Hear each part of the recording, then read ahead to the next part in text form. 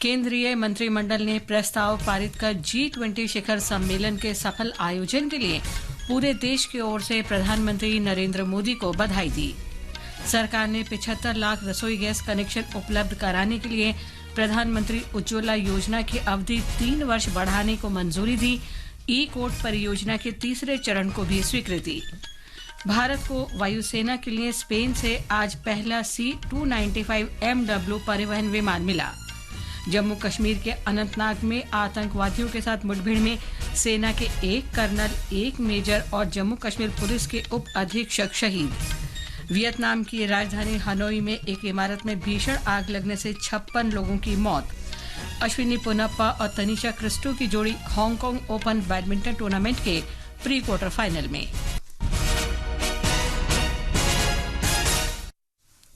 समाचार संध्या के साथ मैं लवली निगम। केंद्रीय मंत्रिमंडल ने आज एक प्रस्ताव पारित कर G20 शिखर सम्मेलन के सफल आयोजन के लिए पूरे देश की ओर से प्रधानमंत्री नरेंद्र मोदी को बधाई दी। सूचना और प्रसारण मंत्री अनुराग सिंह ठाकुर ने कहा कि बैठक में रक्षा मंत्री राजनाथ सिंह ने ये प्रस्ताव प्रस्तुत किया।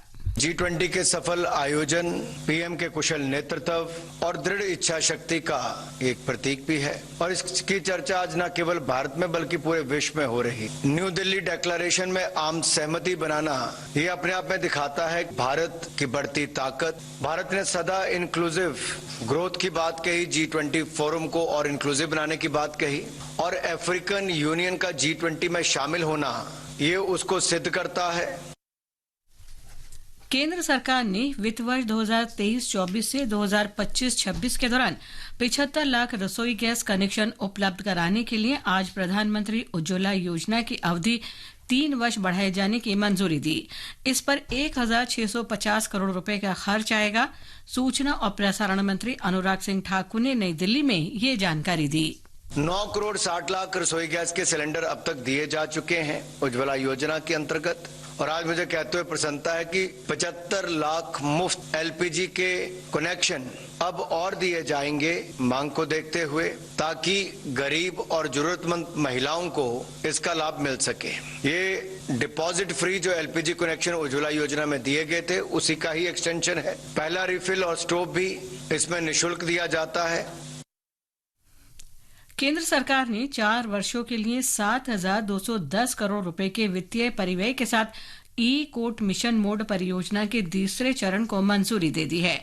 राष्ट्रीय ई गवर्नेंस योजना के अंतर्गत ई कोर्ट परियोजना वर्ष 2007 से ही लागू है। सूचना और प्रसारण मंत्री अनुराग सिंह ठाकुर ने बताया कि ई कोर्ट मिशन का उद्देश्य प्रौद्योगिकी के माध्यम से आम जन तक न्याय सेवाओं की पहुंच को बेहतर बनाना है। इन ई कोर्ट्स का उद्देश्य ऑनलाइन और पेपरलेस कोर्ट्स की स्थापना करना है जिससे न्यायिक व्यवस्था को नागरिकों के लिए सुलभ, किफायती, विश्वसनीय और पारदर्शी बनाया जा सके। अब पेपरलेस कोर्ट्स की स्थापना के लिए ई फाइलिंग, ई पेमेंट की व्यवस्था को यूनिवर्सल किया जाएगा। जो केस रिकॉर्ड्स हैं, सॉफ्टवेयर एप्लीकेशंस है, इलेक्ट्रॉनिक एविडेंस है, लाइव स्ट्रीमिंग डेटा है, इस डेटा के स्टोरेज के लिए क्लाउड स्टोरेज की व्यवस्था की जाएगी और सभी कोर्ट कॉम्प्लेक्स में 4,400 ई सेवा केंद्र की स्थापना की जाएगी। प्रधानमंत्री नरेंद्र मोदी ने कहा है कि ई कोर्ट प्रोजेक्ट के तीसरे चरण को कैबिनेट की मंजूरी मिलने के साथ ही देश में न्यायिक सेवाओं में एक नए युग की शुरुआत हो रही है। एक सोशल मीडिया पोस्ट में श्री मोदी ने कहा कि उन्नत प्रौद्योगिकी को एकीकृत करने से न्याय प्रणाली अधिक सुलभ और पारदर्शी हो जाएगी। रसोई गैस कनेक्शन पर कैबिनेट के फैसले पर एक अन्य पोस्ट में प्रधानमंत्री ने कहा कि देश भर में प्रत्येक परिवार के लिए प्रदूषण मुक्त रसोई सुनिश्चित करना सरकार की प्राथमिकता रही है। सरकार ने आज जनसंख्या स्तर पर कार्यान्वित सफल डिजिटल समाधानों को साझा करने के क्षेत्र में सहयोग पर भारत और आर्मेनिया तथा एंटीगा और बारबुडा के बीच समझौता ज्ञापन को मंजूरी दे दी। समझौता ज्ञापन 3 साल की अवधि तक लागू रहेगा।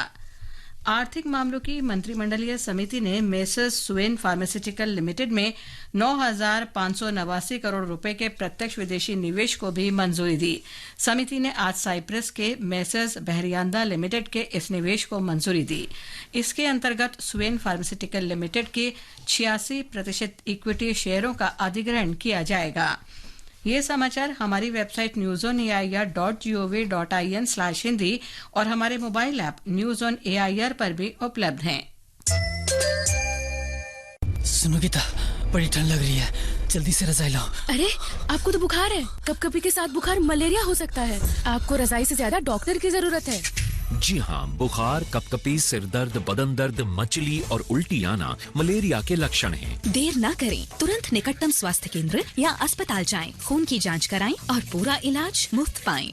जब कपकपी बुखार सताए, मलेरिया की जांच कराएं। स्वास्थ्य एवं परिवार कल्याण मंत्रालय, भारत सरकार द्वारा जनहित में जारी।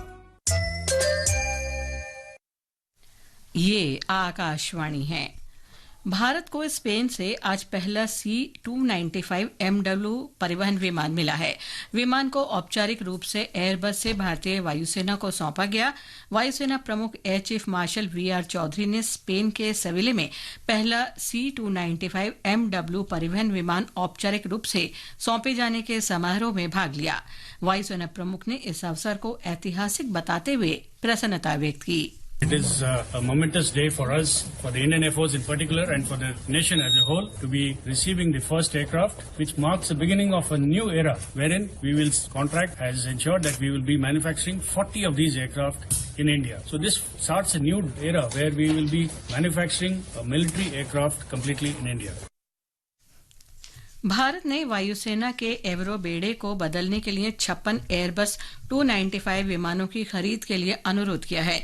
सभी C-295 विमान स्वदेशी इलेक्ट्रॉनिक राडार वार्निंग और जैमर से सुसज्जित होंगे। इन विमानों को वायुसेना के बेड़े में शामिल करने से मेक इन इंडिया पहल को बढ़ावा मिलेगा। एयरबस और टाटा एडवांस सिस्टम के बीच साझेदारी विमानन क्षेत्र में औद्योगिक पारिस्थितिकी तंत्र के विकास का मार्ग प्रशस्त करेगी। जम्मू कश्मीर के अनंतनाग जिले के कोकरनाग इलाके में आज आतंकवादियों के साथ मुठभेड़ में सेना के एक मेजर और कर्नल तथा एक पुलिस उपाधीक्षक शहीद हो गए। प्रतिबंधित आतंकवादी संगठन लश्कर-ए-तैयबा से जुड़े एक गुट रेजिस्टेंस फ्रंट ने हमले की जिम्मेदारी ली है। एक समाचार एजेंसी के अनुसार मुठभेड़ में कर्नल मनप्रीत सिंह और मेजर आशीष तथा जम्मू कश्मीर पुलिस के उपाधीक्षक हुमायूं भट्ट गंभीर रूप से जख्मी हो गए थे। उन्हें तुरंत विमान से श्रीनगर ले जाया गया, जहां इलाज के दौरान तीनों की मौत हो गई। आतंकवादियों के खिलाफ अभियान कल शाम ही शुरू कर दिया गया था, लेकिन रात में इसे रोक दिया गया। आज सुबह आतंकवादियों की तलाशी के लिए सुरक्षा बलों की ओर से दोबारा अभियान शुरू किया गया। भारतीय जनता पार्टी की केंद्रीय चुनाव समिति की बैठक इस समय नई दिल्ली में पार्टी मुख्यालय में चल रही है। प्रधानमंत्री नरेंद्र मोदी, भाजपा अध्यक्ष जेपी नड्डा, गृह मंत्री अमित शाह, रक्षा मंत्री राजनाथ सिंह, मध्य प्रदेश के मुख्यमंत्री शिवराज सिंह चौहान समिति के अन्य सदस्यों के साथ बैठक में मौजूद हैं। बैठक में आगामी मध्य प्रदेश विधानसभा चुनाव के उम्मीदवारों के नामों पर चर्चा करने की संभावना है। प्रधानमंत्री नरेंद्र मोदी कल मध्य प्रदेश और छत्तीसगढ़ का दौरा करेंगे। श्री मोदी मध्य प्रदेश में 50,700 करोड़ रुपए से अधिक की परियोजनाओं का शिलान्यास करेंगे। इनमें भारत पेट्रोलियम कॉरपोरेशन लिमिटेड की बीना रिफाइनरी में पेट्रोकेमिकल कॉम्प्लेक्स और 10 नई औद्योगिक परियोजनाएं शामिल हैं। राज्य में 460 करोड़ रुपए से अधिक की लागत से विद्युत और नवीकरणीय ऊर्जा विनिर्माण क्षेत्र नर्मदापुरम विकसित किया जाएगा। प्रधानमंत्री छत्तीसगढ़ में करीब 6,350 करोड़ रुपए की रेल क्षेत्र की महत्वपूर्ण परियोजनाएं राष्ट्र को समर्पित करेंगे। सोमवार से शुरू हो रहे संसद सत्र से पहले रविवार को 4:30 बजे सर्वदलीय बैठक बुलाई गई है। संसदीय मामलों के मंत्री प्रहलाद जोशी ने बताया कि संबंधित नेताओं को आमंत्रण भेजे गए हैं। ये समाचार आकाशवाणी से प्रसारित किए जा रहे हैं। ताज़ा समाचार जानने के लिए आप हमारे Twitter handle @AIR News Hindi को फॉलो कर सकते हैं। पानी या ईंधन के निरंतर प्रवाह के बिना जिंदगी नहीं चल सकती। वैसे ही समयबद्ध तरीके से दिया हुआ आपका एडवांस टैक्स देश के विकास में एक महत्वपूर्ण योगदान देता है। ये आपके द्वारा दिया हुआ एडवांस टैक्स ही है जो देश की प्रगति को एक नई गति दे रहा है और देश के इंफ्रास्ट्रक्चर को विस्तृत और मजबूत बना रहा है। अपने एडवांस टैक्स की दूसरी किश्त 15 सितंबर तक जमा करवा के आप भी देश के विकास में अपना योगदान दें। अधिक जानकारी और टैक्स पेमेंट के लिए www.incometax.gov.in पर लॉग ऑन करें। प्रत्येक आयकरदाता एक राष्ट्र निर्माता। समाचार संध्या में आपका फिर स्वागत है। सड़क परिवहन और राजमार्ग मंत्री नितिन गडकरी ने कहा है कि ऑटोमोबाइल उद्योग का आकार पिछले 9 वर्षों में 4.5 लाख करोड़ रुपए से बढ़कर 12.5 लाख करोड़ रुपए हो गया है। नई दिल्ली में automotive component manufacturers association of India के वार्षिक सत्र को संबोधित करते हुए श्री गडकरी ने कहा कि ऑटोमोबाइल उद्योग ने भारत को दुनिया की सबसे तेजी से बढ़ती अर्थव्यवस्थाओं में से एक बनाने में महत्वपूर्ण भूमिका निभाई है। उत्तर प्रदेश के वाराणसी में सतत वित्त रिपोर्ट को अंतिम रूप देने के लिए चौथी G20 सतत वित्त कार्य समूह की बैठक आज शुरू हुई। 2 दिवसीय बैठक में G20 सदस्य देशों, विशेष आमंत्रित देशों और अंतर्राष्ट्रीय संगठनों के 80 से अधिक प्रतिनिधि शामिल हो रहे हैं। हमारे संवाददाता ने बताया है कि प्रतिनिधियों ने G20 सतत वित्त रोड मैप को लागू करने में अपनी प्रगति की मुख्य बातें प्रस्तुत की। चुनिंदा G20 सदस्यों और अंतर्राष्ट्रीय संगठनों ने आज फोकस क्षेत्रों जैसे बाजार विकास और स्थिरता लक्ष्यों के लिए निवेश से जुड़े क्षेत्रों में प्रगति को लेकर अपने विचार प्रस्तुत किए। दिन भर के व्यस्त कार्यक्रम के बाद प्रतिनिधि शाम को गंगा नदी में क्रूज पर प्रसिद्ध गंगा आरती देखने गए। कल फोकस एरिया जैसे अंतर्राष्ट्रीय वित्त संस्थाएं, सार्वजनिक वित्त और प्रोत्साहन से जुड़े मुद्दों में अब तक हुई प्रगति पर चर्चा होगी। कल शाम प्रतिनिधि सारनाथ दर्शन के लिए जाएंगे। सुशील चंद्र तिवारी, आकाशवाणी समाचार, वाराणसी। वित्तीय समावेशन पर 3 दिवसीय चौथी G20 वैश्विक भागीदारी बैठक कल से मुंबई में होगी। बैठक में डिजिटल वित्तीय समावेशन और सूक्ष्म लघु तथा मध्यम उद्योग MSME क्षेत्रों में वित्तीय समावेशन एजेंडा पर चल रहे कार्यों पर चर्चा होगी। आकाशवाणी का समाचार सेवा प्रभाग आज अपने साप्ताहिक कार्यक्रम चर्चा का विषय है में G20 शिखर सम्मेलन के समग्र विश्लेषण पर परिचर्चा प्रसारित करेगा। इसे रात 9:30 बजे से आकाशवाणी के FM गोल्ड चैनल और अतिरिक्त मीटरों पर सुना जा सकेगा। और अब आर्थिक जगत की खबरों के साथ हैं विशाल शर्मा। बॉम्बे स्टॉक एक्सचेंज का सेंसेक्स आज 245 अंक की वृद्धि से 67,466 पर बंद हुआ। नेशनल स्टॉक एक्सचेंज का निफ्टी भी 76 अंक बढ़कर 20,070 पर पहुंच गया। विदेशी मुद्रा बाजार में रुपया $1 की तुलना में 82 रुपए 98 पैसे प्रति डॉलर के स्तर पर बंद हुआ और अंतर्राष्ट्रीय बाजार में ब्रेंट कच्चे तेल की कीमतें $92.50 प्रति बैरल के आसपास रहीं। गुजरात विधानसभा ने आज सर्वसम्मति से गुजरात वस्तु और सेवा कर संशोधन विधेयक पारित कर दिया।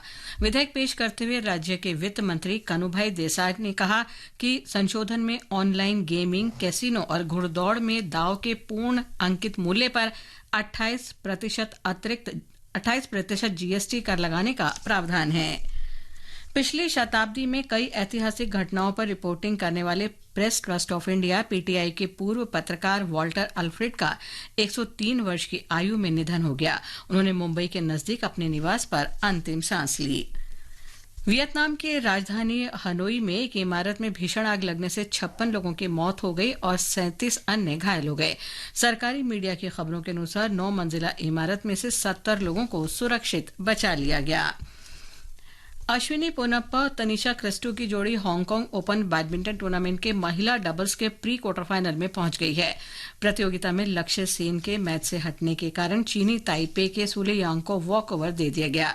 प्रतियोगिता के मिक्स डबल्स में आज अश्विनी पोनप्पा और बी सुमित रेड्डी की जोड़ी अपना मैच खेलेगी। अंत में मुख्य समाचार एक बार फिर। केंद्रीय मंत्रिमंडल ने आज एक प्रस्ताव पारित कर G20 शिखर सम्मेलन के सफल आयोजन के लिए पूरे देश की ओर से प्रधानमंत्री नरेंद्र मोदी को बधाई दी। सरकार ने 75 लाख रसोई गैस कनेक्शन उपलब्ध कराने के लिए प्रधानमंत्री उज्ज्वला योजना की अवधि 3 वर्ष बढ़ाने को मंजूरी दी। ई-कोर्ट परियोजना के तीसरे चरण को भी स्वीकृति। भारत को वायुसेना के लिए स्पेन से आज पहला C-295 MW परिवहन विमान मिला। जम्मू कश्मीर के अनंतनाग में आतंकवादियों के साथ मुठभेड़ में सेना का 1 कर्नल, 1 मेजर तथा जम्मू कश्मीर पुलिस के उप अधीक्षक शहीद।